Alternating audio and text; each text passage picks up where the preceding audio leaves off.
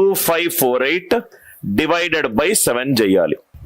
2548 divided by 7. ఇంకా cinema అయిపోలేదయ్యా, నేను ఇప్పుడే రెండో ఎగ్జాంపుల్లోనే ఉన్నాను. 2548 డివైడెడ్ బై 7. దీన్ని నేను ఎలా రాసుకోవచ్చు? ఇలా రాసుకోవచ్చు కదా, 2 into 10 cube plus 548 divided by 7 రాసుకోవచ్చు కదా సార్. 2000 ప్లస్ 548. 10 cube బై 7 ఎంత? -1. అంటే ఇది ఎంత అయింది? -2 ప్లస్ 548 డివైడెడ్ బై 7. ఎంత answer? 546 divided by 7. 7 7s are 49, 56 perfectly divisible 0. అంటే 4 డిజిట్ల నంబర్ కాస్త ఎన్ని డిజిట్ గా మారింది? 3 డిజిట్లుగా మారింది. ఎలా మారింది? రైట్ సైడ్ 3 డిజిట్ల తర్వాత స్లాష్ పెట్టుకోండి. Alternatively plus minus. సార్ ఎందుకు సార్ ఇక్కడ మైనస్ వచ్చింది? ఇది 2 into 10 cube అయింది. 10 cube బై 7 వాల్యూ ఎంత? 10 cube బై 7 వాల్యూ ఎంత? -1. కాబట్టి 2 ముందు మనకు నెగటివ్ వచ్చింది. ప్రతి 3 డిజిట్స్ తర్వాత స్లాష్ పెట్టుకుంటూ వెళ్ళండి. సపోజ్ గా నా ఫ్రెండ్ ఒక డౌట్ అడిగాడు కామెంట్ లో. డౌట్ ఏంటంటే 125 డివైడెడ్ బై 7 ఉంది. ఇది జనరల్ గా మీరు జనరల్ డివిజన్ చేస్తే చాలా టైం పడుతుంది. ఏం చేయాలి? రైట్ సైడ్ నుంచి 3 డిజిట్స్ తర్వాత స్లాష్ పెట్టుకోండి. Plus minus 124 minus 125 minus negative remainder. -1 negative remainder అయితే పాజిటివ్ రిమైండర్ ఎంత అయింది? 6. పాజిటివ్ రిమైండర్ ఎంత అయింది? 6. ఇట్లా మీకు చాలా క్యాల్కులేషన్స్. 119 114 divided by 13. దీని ఆన్సర్ చెప్పండి. 119 114 డివైడెడ్ బై 13. జనరిక్ గా డివిజన్ చేసి చూడండి. ఇది ఆప్టిమైజ్డ్ వర్షన్. 119 114 divided by 13. 3 డిజిట్ల తర్వాత స్లాష్ పెట్టుకోండి. Alternatively plus minus. -119 plus 114 -5. Negative వస్తే రిమైండర్ తోటి యాడ్ చేయాలి. 13 - 5 ఎంత? 8. 13 - 5 ఎంత? 8. ఈ లాజిక్ మీకు అర్థమైందా? దయచేసి అర్థమవుతే ఆన్సర్ చెప్పండి. 107 డివైడెడ్ బై 77. టఫ్ ఇచ్చారని అనుకుంటారు చాలా మంది. సార్ ఇక్కడ 77 ఉంది సార్. జనరల్ గా మీరు ఏ కోచింగ్ సెంటర్కి వెళ్ళినా 7కి 13కి పనికి మాలిన ఎన్సీఆర్టీ టెక్స్ట్ బుక్ లాజిక్ చెప్తారు. 107 ఆన్సర్ ఎంత? Take a group of 3 digits plus minus 107 - 107 answer ఎంత? 0. ఆన్సర్ ఎంత? 0. ఈ స్లైడ్ మీకు అర్థమైందా? దయచేసి డౌట్స్ ఏమన్నా ఉంటే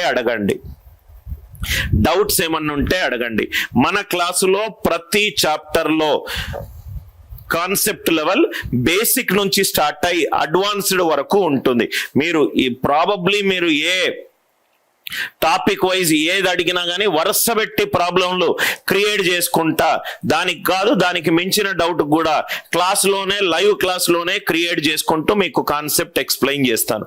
రైట్, ఇది కాన్సెప్ట్. ఎవరికైనా డౌట్ ఉందా? సార్ ఎందుకు సార్ ఇది ఎందుకు వచ్చిందంటే నా ఇంటెన్షనల్ ప్రతి క్లాసులో మీ నంబర్ ఆఫ్ స్టెప్స్ తగ్గించడమే. అదే మీరు అందుకే ఫీజు పే చేశారు.